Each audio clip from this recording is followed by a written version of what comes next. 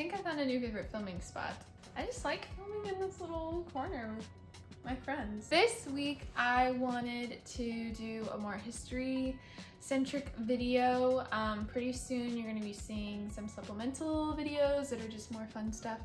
So I thought I would balance it out, do another history video for those of you who are following me for my history content. I appreciate you for being patient in your wait for more history content, which I like doing. I just also like doing fun stuff. This channel is, like I've said many times, just accumulation of everything that's going on in here, just like spit out into the world. So I hope that you like. But yeah, I have a few book recommendations that I've been wanting to do and give out for a while. A lot of these books I read in my first year of grad school. Some of them I read in undergrad. All of these I've read in some sort of like school setting, whether it's like my own research or not.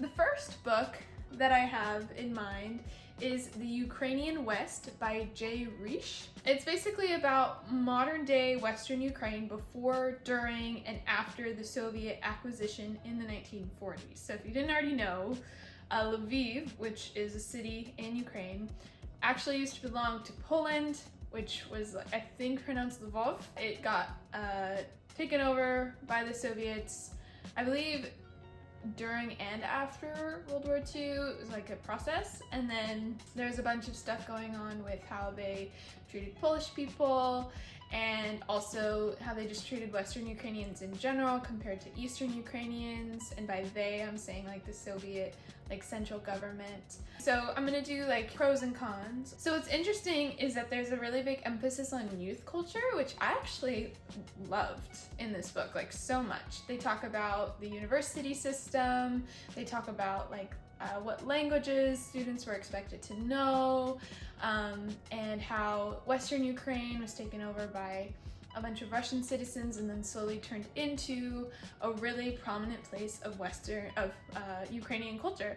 And so that was really interesting, and it kind of just focuses on Lviv as like this Western Ukrainian hub. So most of the focus is in Lviv, and then they also talk about like the culture during the like 1980s, like just before the fall of the Soviet Union, and how Lviv also became the first democratically elected non-communist local government even before the fall of the Soviet Union. So it's really interesting. There's some violence in it, so when you're reading history books, like just expect to be sad at some point because history is really sad. It's not a new thing that everything is depressing, so just know that. A con is that it was written with academic audiences in mind, so it might take a while to get through, but I found it fascinating nonetheless. The next book is Utopia's Discontents by Faith Hillis. I actually did my review on this book. If you didn't see the last video, I am a published author, like officially, in many ways. So I read this book and did my review for it, and I actually really enjoyed this book, and that's what I talk about in my review. So I recommend most people read it. I thought it was super fascinating. It's less of a Russian history than it is like just general European history. Basically, it's about the history of Russian emigres who for the most part, she focuses on like political emigres. So these are people that left the Soviet Union either because they were exiled. No, mostly because they were exiled. It was before like the second wave of emigres. But yeah, political exiles, Lenin included. So if you know anything about Lenin, you'll know that he did not live in Russia leading up to the Bolshevik Revolution. He was exiled. So it talks about his origins in that too. I thought it was really fascinating to see the origins and development of communism in Russian emigre thought and how it eventually came to Russia. So how they were interacting with like Karl Marx and Friedrich Engels and a bunch of other like communist groups throughout Europe, because a lot of these individuals would find like hubs in like big cultural centers like Paris, like Geneva, and like London, stuff like that. So all of this cultural and intellectual thought kind of combined and created these communist movements among emigres, and so that's kind of mostly what it's following. Harris makes an argument that I thought was fascinating and is very easy to skip over, but she talks about how Russian like Okhrana, the Russian like secret police, they would like basically like create like uproars in like the French government about these emigres that were living there, and then they created alliances, and these alliances are the origins of the alliances that were known in World War I. So I thought that was really interesting because I don't think I've ever learned about how these alliances formed when I was in school, and yeah, it's just so fascinating. The cons would be that it's written with a lot of like assumed knowledge. So when I say that, I mean it's without much context. So you'll probably have to Google some names, but the good thing is that a lot of the names that at least I didn't know, most of the time these individuals are like niche individuals or places, and they will only come up once, and they're not important for like the overall argument. We're moving away from Europe for just a second. With this next book, Help Me Find My People by Heather Andrea Williams. This book is so good. I am honestly, I didn't realize that I was inspired by it until I started doing my thesis, and people were like, it's like that book. And I was like, oh my gosh, it is like that book. Basically, it talks about family separation as a result of the slave trade in the South. And Williams analyzes letters and economic documentation to trace the histories of certain family units that would be separated throughout their time as enslaved peoples. And these aren't necessarily like blood relatives, like some of these are just like kinship relationships as well. So it was really interesting. I love the psychohistorical angle, which if you know me at all or you've seen any of my research videos, it's super interesting to read about. I also really appreciate her sensitivity with the content matter and how seriously she took each instance of separation. Obviously, like when you're studying that, you need to take it really seriously or you kind of look silly, but you know, I've read so many stories about just terrible things where the author like will just say it in a way that rubs me the wrong way, where I'm like, that didn't come off as sensitive as it should have. And she does it very, very well. A con is because of the psychohistorical angle that she takes, the psychoanalysis, some have criticized the book for reaching too far when it comes to making conclusions. Like she'll take a letter and say like, they thought this, but like that's a common complaint with psychoanalysis in history and in research. So you can just take that with a grain of salt and read it for yourself and come up with your own opinions, because that's what is so fun about reading. The next one is Revolution on My Mind by Jochen Hellbeck. This is another one about Soviet history. Obviously, I've read a lot about Soviet history. This is analysis of 3 Soviet diaries from the Stalin era.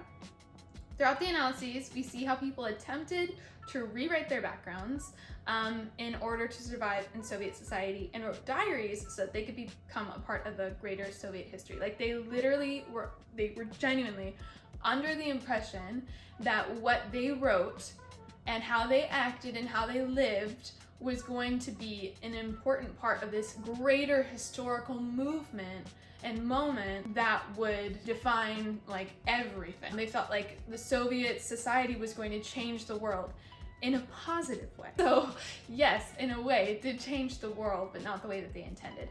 And I just thought that was really interesting. And when I say rewrite their background, basically know that Soviet society became under like a very strict like ideal identity. So like you couldn't have been like a peasant background wasn't good, a bourgeois background wasn't good. And so some of these people, I think 2 of the diaries, maybe all 3 honestly, can't remember one of them very well, but they all had issues with their background and trying to identify with other people who fit the background, like the ideal background better. They kind of worked through those thoughts in their diary, which is unusual because usually the diaries were both sacred and like you had to do it a very specific way because of how purges were and how general mass arrests were. You had to be very careful about what you had as written documentation for your activity as a Soviet citizen, because anything could incriminate you, even if it was something as simple as like, I'm tired of working, you know? Pro of this book is I just loved the analysis. I thought it was super interesting. If you have some knowledge of Soviet Russia, you'll be able to get through this book fairly quickly, despite how long it is. We'll get to that in a second. But the diary sections are a really quick read and really interesting, and they do raise a lot of questions about like what daily life was like in Soviet society that could lead to further research for people. The con is that it's a long book with Like, I thought the first 2 chapters could have been condensed a little bit more into like maybe 1 chapter. But I thought like all of the information was really useful still. I just felt like the first half dragged on because I was waiting in such anticipation for the diary analyses. So just kind of understand that, but they do provide a lot of context that can be helpful. So the next book is On the Move by Tim Cresswell. Okay, this one is a theory book, okay? So like, hear me out though, because it's really interesting if you like thinking more abstractly and like stretching your brain a little. So this book discusses the theory of movement and mobility. So basically, he distinguishes the two, movement and mobility, and says that movement is a, quote, change in space over time, like a scientifically traceable action. And then he says mobility, on the other hand, is an experience that gives movement a deeper meaning. So that's just like the basic breakdown. For example, he goes into the history of mobility in Europe during the 16th century and what that meant to move across Europe in the 16th century. Hint, it wasn't good. And talks about nomadism. And then the most interesting chapters to me were in the middle. He talks about like capturing mobility in photographs and trying to capture mobility for efficiency in the workplace, like during the Industrial Revolution. He also talks about like mobility with dancing and how like people moving around geographically today, and how those two things, the dancing and moving around, have a lot of political like meaning behind that. Basically, it's a really interesting book about the different meanings mobility can take on and how we give mobility its meaning. And if you're interested in stretching your brain a little bit, it's definitely worth the read. So the pros are, I love his examples. I think that theory does not make sense without concrete examples. You're like not gonna get anywhere if you just keep going on and on and on with abstract thought, in my mind at least. He spends a lot of time setting up these examples, so I think that if you are going to read this, a helpful thing to do is have a notebook nearby and literally just take notes. Maybe I'm just like a visual learner, so I take notes all the time. Like taking notes and drawing arrows and like just keeping track of where his logic is heading is really helpful for you to like read over those notes and be like, I do understand theory after all. A con though is if you don't like brainy stuff, you probably shouldn't read this. We have like 3 more. So the next one is The Last Days of the Romanovs by Helen Rappaport. I love Helen Rappaport. She was one of my featured women in my history video, which I'll put a link to somewhere so you can see that. As the title, The Last Day of the Romanovs, Days of the Romanovs implies, this book covers the last days of the Romanovs before they were executed and the details of their execution and like the post-execution stuff. So she just kind of like covers that whole section of time. The pros are that Helen Rappaport is a popular historian, meaning that like she writes for the masses, not just for academics. I love her writing for this reason though, because it's digestible and I enjoy her attention to detail and her narrative style, so I think that you would really like her. A con is that this book is not for the faint of heart, as many of the books I'm recommending are.